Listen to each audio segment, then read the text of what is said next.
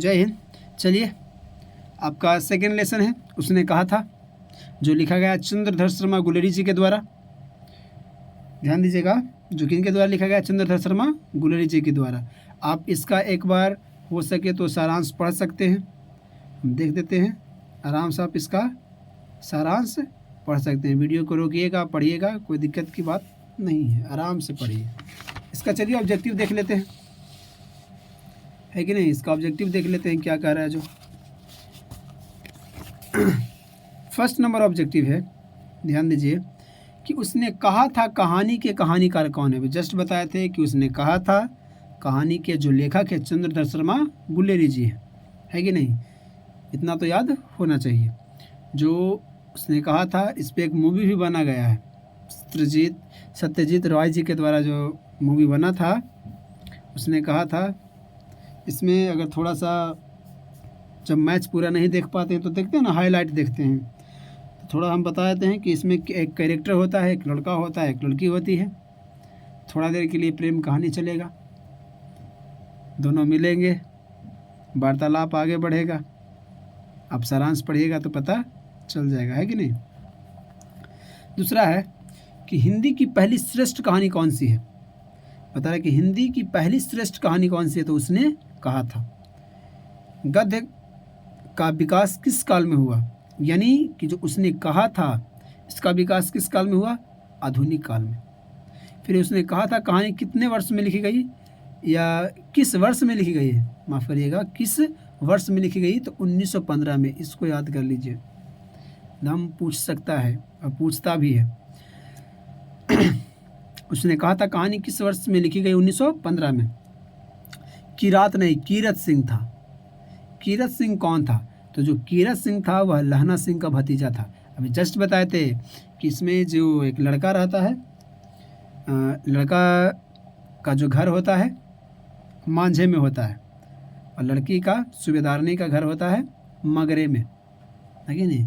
लड़का का घर मांझे में, लड़की का घर मगरे में। तो जो बता रहा है कि कीरत सिंह कौन था, तो लहना सिंह का वो भतीजा था। कौन था, भतीजा था। फिर आगे देखते हैं, आराम से पढ़ते जाइए, हिंदी इंग्लिश सब कंप्लीट हो जाएगा। फिर है कि उसने कहा था कैसी कहानी है, फ्लैशबैक स्टाइल है, यानी कि कुछ बीती हुई जो पीछे बीत गया था उसका भी चर्चा किया गया, फ्लैशबैक स्टाइल बताया है। चंद्रधर शर्मा गुलेरी की कहानी कौन सी है, तो अभी उसने कहा था किस कहानी को महान कौन बनाता है, किसी कहानी को महान कौन बनाता है, कहानी का उद्देश्य, कि आखिर में उसका उद्देश्य क्या है। जो कहानी का उद्देश्य, किरदार तो बनाएगा ही, लेकिन उस कहानी का उद्देश्य बनाता है कि आखिर में कहानी का उद्देश्य क्या है। जो चंद्रधर शर्मा गुलेरी किस युग के कहानीकार थे, तो माफ़ करिए यहाँ पे ये गलत दिया हुआ है, भारतेंदु युग होगा, भारतेंदु युग होगा, इसको गलत कर दीजिएगा। उसने कहा था कहानी कितने भागों में बटी हुई है, तो उसने कहा था कहानी 5 भागों में बटी हुई है। क्या भागों में, 5 भागों में। पाठ में किस महीने का नाम आया है, कार्तिक का। याद रखिएगा, किस महीने का, कार्तिक का।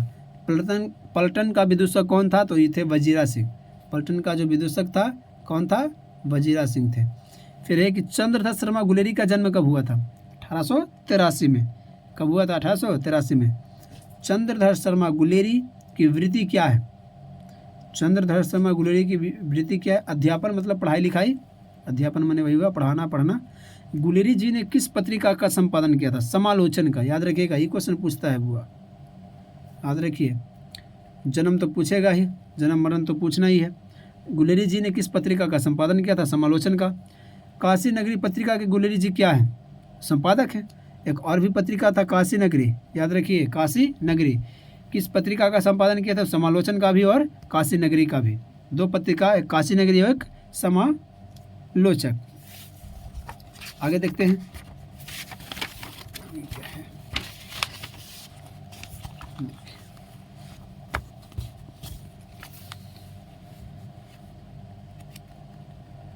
17 नंबर क्वेश्चन है कि कुछ दूर जाकर लड़के ने पूछा तेरी फिर इन द ब्लैंक हो गई है क्या। उसमें जो लड़का होता है बार बार लड़की को छेड़ता है, बोलेगा कि तेरी कुड़माई होगी क्या। कुड़माई माने होता है सगाई, कुड़माई माने सगाई। लड़का बेचारा लट्टू बार बार पूछे, चलो पूछ लिया जाओ।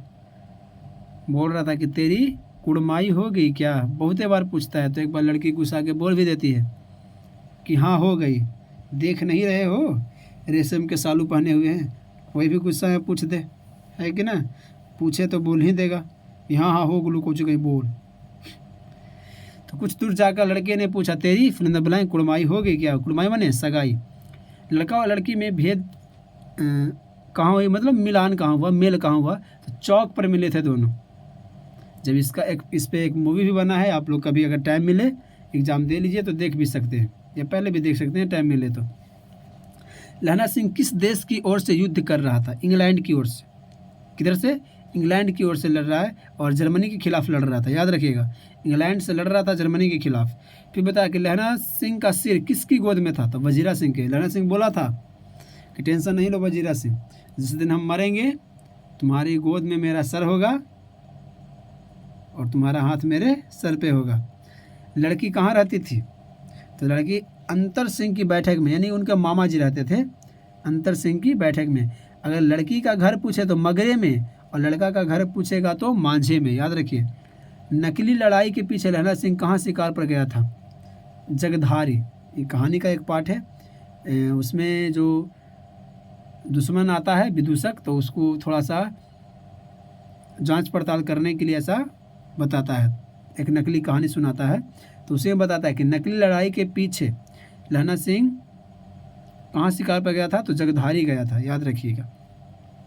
अब देखिए इसका कुछ सब्जेक्टिव देख लेते हैं।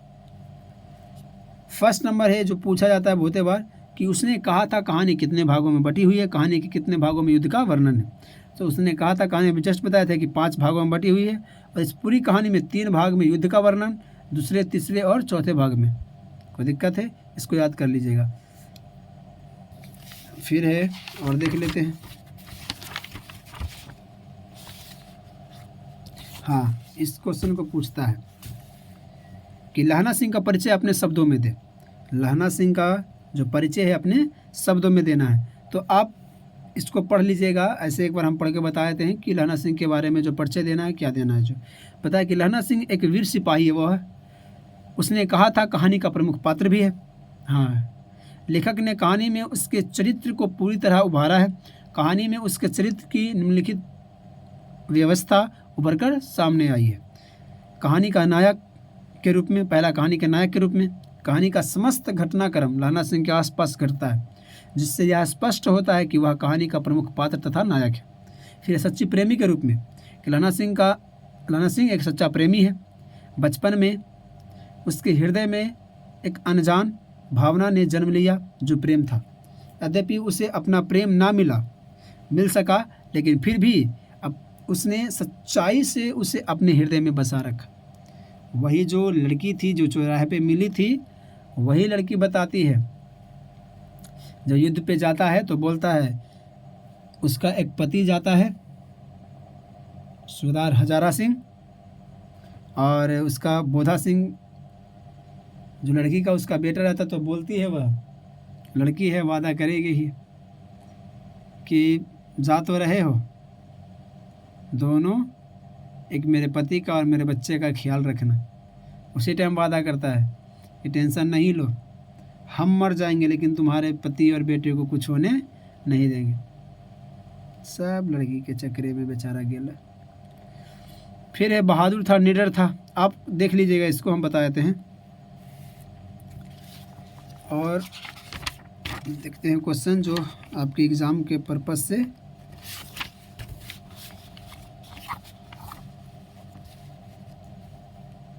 हाँ, इसको भी पढ़ लीजिएगा। पता है, कल देखते नहीं रेशम से गढ़ा हुआ सालू, वह सुनते ही लहना सिंह की क्या प्रतिक्रिया हुई। यानी कि बार बार लड़की से पूछता था लहना सिंह, तेरी कुड़माई हो गई, तेरी कुड़माई हो गई। तो एक बार गुस्सा के बोल दी कि कल देखते नहीं यह रेशम से गढ़ा हुआ सालू। और सुनते ही बेचारा टूट जाता है कि नहीं। नाले स्त्री से टकराते उकरते घर पहुंचता है। कोई कभी बोलेगा बेचारा किसी न किसी आशा में ही था, हाँ कह दे, लेकिन ना। इस क्वेश्चन को कि जाड़ा क्या है, मौत है और निमोनिया से मरने वाले को मुरब्बे नहीं मिला करते हैं, वजीरा सिंह के इस कथन का क्या आशय है? इसको एग्ज़ाम में पूछता है बुआ। और इसको 7 नंबर को, कहती हो तुम राजा हो मेरे मुल्क को बचाने आए हो, वजीरा सिंह का इस कथन का क्या है? यानी कि एक महिला होती है, फ्रांस की महिला, जो बोलती है कि तुम में राजा हो मेरे मुल्क के, और मेरे मुल्क को बचाने आए हो, हम तुमसे पैसा लेंगे और उन लोगों को फ्री में खाना भी खिलाता है, दूध भी पिलाता है। हाँ, एक और क्वेश्चन देखिए। चलिए, कुछ वीडियो वगैरह हिल जाता है, माफ़ करिएगा, पढ़ते जाइए।